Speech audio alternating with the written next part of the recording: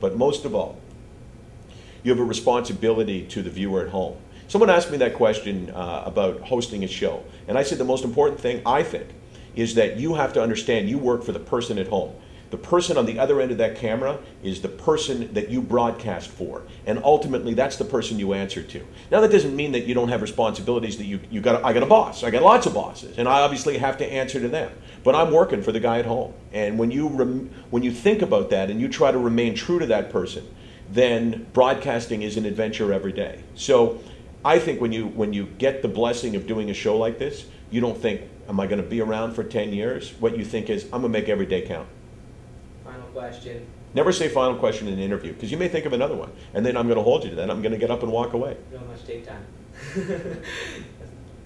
Describe OTR in 2 sentences. What's it all about? Well, first of all, my sentences can be very long and run on, so the 2-sentence challenge isn't nearly as imposing as it could be. Within 28 seconds. Off the Record is a place that is driven by one thing, and that is passion. The passion comes from the host, first and foremost. The speech that I give the guests in the green room every day says this, and I'm not talking about the upfront interview, I'm talking about the panel discussion. I look at guys in the eyes and say, if you don't feel passionately about the topics, if you don't see this as black and white and right and wrong, then ultimately you're going to be a bad guest, because you got to sell yourself to the guy at home by saying, I care. So OTR is the place where passion comes to live on a daily basis, and if it doesn't, we have failed. That's it. That's it? Thank you so much. Good questions. Appreciate that. Kids good?